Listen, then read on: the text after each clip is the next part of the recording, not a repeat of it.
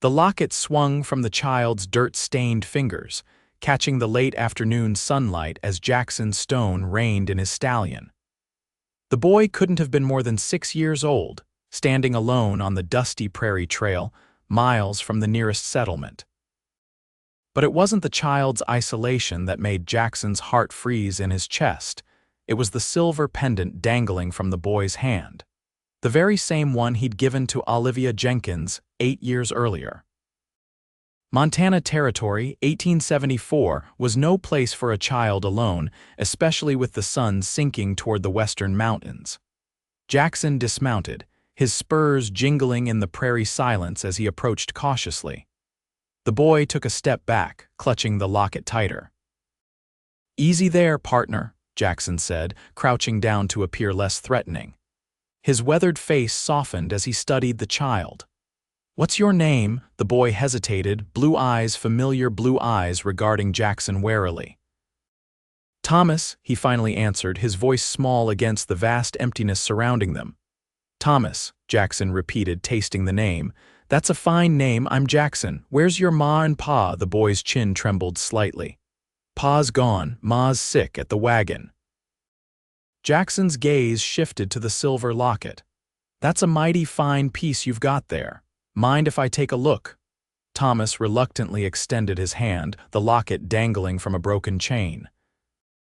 Jackson's calloused fingers closed around it, and for a moment, he was transported back to that spring evening in '66, when he'd placed this very locket around Olivia's neck, promising to return after he'd made his fortune in the goldfields. "Where's your wagon, son?" he asked, his voice rougher than he intended. Thomas pointed toward a small ravine about a quarter-mile distant. "Over there. Ma said to find help." Jackson stood, tucking the locket into his vest pocket. "Well, you found it. Let's go see your ma." He lifted the boy onto his horse before mounting behind him, trying to ignore how the child's wheat-colored hair matched the exact shade of Olivia's. The wagon was partially hidden in the ravine, one wheel broken and the canvas top sagging. As they approached, Jackson's suspicions grew.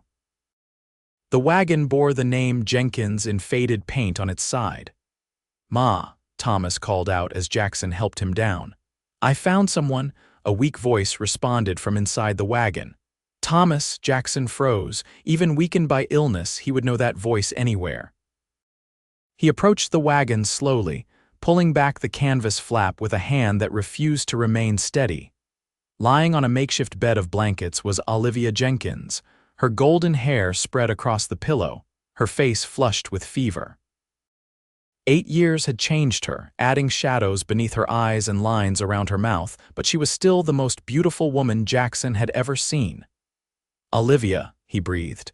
Her fever-bright eyes widened in shock. "Jackson, is that really you?" He climbed into the wagon, kneeling beside her. "It's me. What happened? You're burning up." "Typhoid, I think," she whispered. "Been sick 3 days. Wheel broke yesterday." Her hand clutched at his sleeve. "You have to take Thomas. Promise me you'll care for him if I don't talk like that," Jackson interrupted. "I'm getting you both to town." "My ranch is just 5 miles north of here." Her eyes drifted closed. "Our son needs you, Jackson. I tried to find you for so long. Our son." The words hit Jackson like a physical blow. He looked back at Thomas, who stood anxiously at the wagon's edge, and saw his own features reflected in the boy's face, the straight nose, the shape of his jaw. "I have a doctor staying at the ranch," Jackson said, trying to keep his voice steady. "He can help you." Moving quickly, Jackson transferred Olivia to his horse, mounting behind her to hold her steady. He tied a lead rope to Thomas's pony, which was grazing nearby, and helped the boy mount. "We need to ride fast, Thomas," Jackson explained. "Can you hold on tight?" The boy nodded, determination hardening his young features in a way that reminded Jackson painfully of his own father. As they rode toward his ranch, Jackson's mind raced with questions. Why hadn't she told him about the pregnancy? Why had she never come looking for him? But as Olivia's feverish body sagged against him, he realized those questions would have to wait. The stone ranch came into view as twilight settled across the prairie.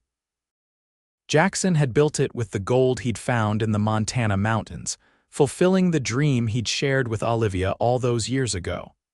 Now she was finally seeing it, though her eyes were closed in delirium. His foreman, Pete, came running as they approached. "Boss, what's get doctor?" "Mitchell," Jackson ordered, "and tell Mrs. Harding to prepare a room." He carefully dismounted with Olivia in his arms, her head lolling against his chest.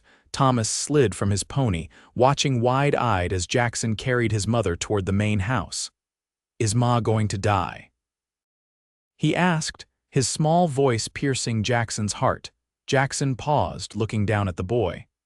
"Not if I have anything to say about it, son." The next 3 days passed in a blur of worry and exhaustion. Dr. Mitchell worked tirelessly, treating Olivia's fever with quinine and cool compresses. Jackson barely left her side, sleeping in a chair by her bed when he slept at all. Thomas adapted to ranch life with the resilience of youth, following Pete around and asking endless questions about the horses and cattle. Jackson watched him from the window of Olivia's sick room, seeing hints of himself in the boy's movements and expressions. On the third night, as Jackson dozed in the chair, a soft touch on his hand startled him awake. Olivia's eyes were clear for the first time since he'd found her, the fever broken. "You stayed," she whispered. "Of course I stayed." Jackson took her hand, his thumb tracing circles on her palm just as he had done years ago. "Olivia, why didn't you tell me about Thomas?" Her eyes filled with tears. "I tried. When I discovered I was with child, I wrote to you at the address you'd given me. The letter came back marked no such person. I wrote to the mining company, but they had no record of you." Jackson closed his eyes, remembering how he'd changed his name to John Sanders during those early months in the goldfields, fearing the enemies he'd made during the war might track him down. "I went back to using my real name after I struck gold," he explained. "I wrote to your father's house in St. Louis, but the letter was returned. When I finally made it back there in '68, they told me your family had moved west after your father died." "He passed in '67, Olivia confirmed. "We had nowhere to go. My brother James offered to take us in at his homestead in Nebraska." She squeezed his hand. "I never stopped looking for you, Jackson. Every town we passed through I asked about you. That's why we were heading north. Someone in Billings mentioned a successful rancher named Stone." "All these years," Jackson murmured. "All this time wasted." He reached into his pocket and pulled out the locket. "Thomas was carrying this when I found him." A smile touched Olivia's pale lips. "I told him it was precious, that it would bring help. I never imagined it would bring you." Jackson opened the locket, revealing the miniature portrait of himself as a younger man on one side and Olivia on the other. "I thought you might have forgotten me." "Never," she whispered. "How could I forget the father of my child, the only man I ever loved?" A noise at the doorway made them both turn. Thomas stood there in his nightshirt, his hair tousled from sleep. "Ma, you're better." Olivia extended her hand and Thomas ran to her bedside. "Yes, darling, much better." The boy looked up at Jackson with searching eyes. "Pete says you're my pa." "Is that true?" Jackson felt a lump form in his throat. "Yes, Thomas, I'm your father." "Why weren't you with us before?" "Because I didn't know about you," Jackson answered honestly. "If I had, wild horses couldn't have kept me away." Thomas considered this, his small brow furrowed. "Are you going to stay with us now?" Jackson looked at Olivia, a question in his eyes. She nodded, tears spilling onto her cheeks. "Yes, son," Jackson said. "If your ma agrees, I'd like for both of you to stay here. This is your home now." Over the following weeks, as Olivia regained her strength, Jackson learned about the years he'd missed. She told him about Thomas's birth during a blizzard in Nebraska, about teaching at a small school to support them, about the death of her brother in a farming accident that had left her and Thomas alone again. In turn, Jackson shared stories of his years in the goldfields, his gradual acquisition of land, and the building of his ranch. Each evening, the three of them sat on the porch watching the sunset, slowly becoming a family. Thomas took to ranch life as though born to it, showing a natural affinity for horses that made Jackson swell with pride. Olivia filled the house with music again, playing the piano Jackson had hauled all the way from Denver, just as she had once played in her father's parlor in St. Louis. One evening in early autumn, with the aspens beginning to turn gold on the mountainsides, Jackson found Olivia alone on the porch after Thomas had gone to bed. "I have something to show you," he said, offering her his hand. He led her to a small rise behind the main house where a foundation of stones had been laid out in a rectangle.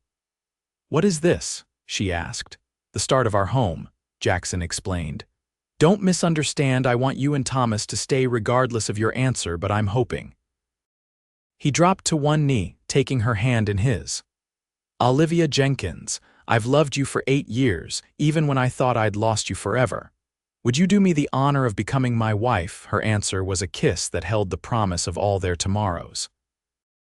They were married 2 weeks later in the small church in the nearby town of Liberty Creek. Thomas stood proudly as his father's best man, holding the rings on a small satin pillow Olivia had sewn. The entire community turned out for the wedding, curious about the woman who had captured the heart of the region's most eligible bachelor. "You know, I had half the mothers in the county trying to match their daughters with you," Sheriff Ross McKenzie told Jackson at the reception. "They're all mighty disappointed today," Jackson laughed, his eyes never leaving Olivia as she danced with Thomas. "I've been spoken for since '66, they just didn't know it." Winter came early that year, blanketing the ranch in snow by mid-November. The new house wasn't finished, so they stayed in the main house, making plans by the firelight. Thomas thrived, growing inches seemingly overnight and developing a healthy appetite that impressed even Mrs. Harding, the cook. One snowy evening, as Thomas slept and the fire burned low in the grate, Olivia curled against Jackson on the sofa. "I used to dream of this," she admitted. "During those cold Nebraska winters when Thomas was small and I felt so alone, I would imagine you finding us, bringing us home." Jackson tightened his arm around her. "I wish I had found you sooner. You found us exactly when we needed you most," Olivia reminded him. "I might not have survived that fever without Dr. Mitchell's care." The thought of how close he'd come to losing her again made Jackson's blood run cold. He pressed a kiss to her temple. "I thank God every day that Thomas had the courage to seek help and that he was carrying that locket." Spring brought new life to the ranch. The house was completed in April, a spacious 2-story structure with wide windows to capture the mountain views. Olivia filled it with furnishings ordered from catalogs and treasures found in Liberty Creek's small shops, transforming it into a home. She also brought something else to their lives, the news that Thomas would have a sibling by Christmas. "Are you happy about it?" she asked Jackson after telling him the news one evening as they walked by the stream that ran through their property. His answering embrace lifted her off her feet. "Happy doesn't begin to describe it," he said when he finally set her down. "Olivia, you've given me everything I never dared hope for." Summer passed in a blur of activity. The cattle herd grew, and Jackson hired additional hands to help with the increasing workload. Thomas, now 7, began learning to ride properly, showing a talent that surpassed even Jackson's expectations. Olivia's belly grew round with their child, and she blossomed with a radiance that took Jackson's breath away. Each night he would place his hand on her stomach, feeling the baby's movements with a sense of wonder that never diminished. "I miss this with Thomas," he said one night, his voice tinged with regret. "You're here now," Olivia assured him. "That's what matters." As autumn painted the landscape in golds and reds, an unexpected visitor arrived at the stone ranch. Jackson was in the corral, working with a spirited colt when a rider approached. Something about the man's bearing made Jackson tense even before he recognized him. "James." Jackson called, disbelieving. "James Jenkins." The man dismounted, removing his hat. He was older, with streaks of gray in his dark beard, but unmistakably Olivia's brother, the brother she believed had died 3 years earlier. "Stone," James acknowledged, his expression guarded. Heard my sister found her way to you. Jackson approached slowly, confusion evident on his face. Olivia thinks you're dead. There was an accident. There was, James confirmed grimly, but I survived barely. By the time I recovered, Olivia and Thomas had moved on. I've been tracking them ever since. Before Jackson could respond, Olivia's voice rang out from the house. Jackson, who's? She stopped abruptly on the porch, one hand flying to her mouth. James, is it really you? The reunion that followed was emotional and complicated. Over dinner, James explained how he'd been gravely injured when a piece of farm equipment collapsed, crushing his leg and leaving him unconscious. The neighbors who found him assumed he was dead and sent word to Olivia, who was visiting friends in another town. By the time a doctor examined him and found signs of life, Olivia had already departed, believing her brother gone. My recovery took almost a year, James explained. When I was finally well enough to travel, I found you'd already left. I've been following your trail ever since, always a step behind. But how did you find us here? Olivia asked, still holding her brother's hand as if afraid he might disappear again. James glanced at Jackson. I heard about a wealthy rancher named Stone who'd recently married a woman named Jenkins with a young son. Figured there couldn't be too many such combinations. Thomas, who had been watching his newfound uncle with wide eyes, finally spoke up. Does this mean you're staying with us too? James ruffled the boy's hair. For a visit, at least. I've got land waiting for me in Oregon, but I couldn't pass through without seeing my sister and meeting my brother-in-law properly. He extended his hand to Jackson, who took it without hesitation. Whatever tensions might have existed between them in the past, James had never approved of Jackson's courtship of Olivia in St. Louis, seemed to have been washed away by time and circumstance. James stayed through October, helping with the fall roundup and becoming acquainted with his nephew. Thomas followed him everywhere, fascinated by his uncle's tales of adventure and travel. Jackson observed their growing bond with a mixture of gratitude and a small, reluctant spark of jealousy that he quickly suppressed. One evening, as the first snow dusted the mountains, James and Jackson sat on the porch sharing a bottle of whiskey. You've built something good here, James acknowledged, gesturing toward the property. Better than I expected when I knew you in St. Louis. Jackson accepted the backhanded compliment with a nod. I got lucky in the goldfields, but the real fortune was finding Olivia and Thomas again. James studied him thoughtfully. You know, I opposed your courtship because I thought you were just another dreamer who'd break my sister's heart. Seems I misjudged you. Maybe not entirely, Jackson admitted. I was a dreamer, still am in some ways, but everything I've done since leaving St. Louis was to create a life worthy of Olivia. And now you have it. James raised his glass in a toast. To second chances. To family, Jackson countered, clinking his glass against James's. As November deepened, James prepared to depart for his Oregon property. The morning of his leaving brought a heavy snowfall that concerned Jackson. Maybe you should wait out the weather, he suggested. The mountain passes will be treacherous, James shook his head. I need to reach my land before winter sets in properly. Besides, I've crossed worse in my time. Olivia, now heavily pregnant, embraced her brother tearfully. Promise you'll return in the spring. I want my children to know their uncle. Wild horses couldn't keep me away, James assured her, unknowingly echoing Jackson's earlier promise to Thomas. As James rode away, Thomas clutched his mother's hand. He will come back, won't he, Ma? Olivia nodded, leaning against Jackson's supportive arm. Yes, darling. Our family is whole again, and it will stay that way. December arrived with howling blizzards that isolated the ranch for days at a time. Jackson worried about Olivia's condition, especially with her due date approaching, but she remained serene. Dr. Mitchell is staying in town through the winter, she reminded him, and Mrs. Harding delivered 5 of her own children without a doctor. We'll manage. Her confidence proved well-founded when, during a rare clear spell between storms, she went into labor. Jackson sent one of the ranch hands galloping for Dr. Mitchell while Mrs. Harding prepared the birthing room. The doctor arrived just as things were progressing rapidly. He shooed Jackson from the room despite his protests. "Go keep your son company," Dr. Mitchell ordered. "This is women's work now." Jackson found Thomas in the barn helping Pete with the evening feeding. The boy looked up anxiously. "Is Ma going to be all right?" Jackson pulled him into a hug. "Your Ma is the strongest person I know. She and the baby are going to be just fine."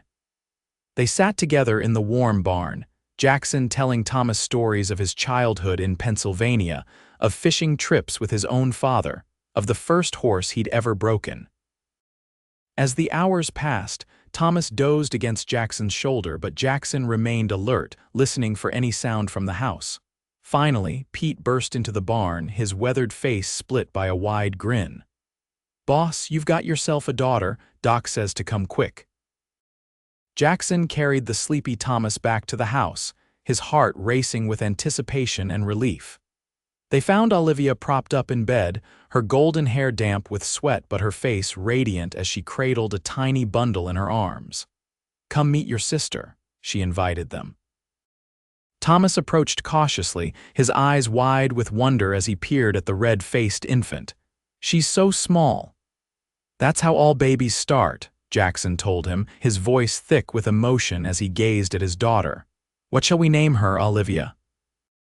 "I thought perhaps Eleanor, after your mother," Olivia suggested. "Eleanor Rose Stone." Jackson touched the baby's cheek with a gentle finger. "Welcome to the world, Eleanor. You've got quite a family waiting for you." That Christmas was the happiest of Jackson's life. With the ranch house decorated with pine boughs and candles, the small family celebrated not only the holiday, but also the miracle of their reunion and their new addition. As Thomas opened his gifts by the firelight and Eleanor slept peacefully in her cradle, Jackson pulled the silver locket from his pocket and presented it to Olivia once more, the chain now repaired.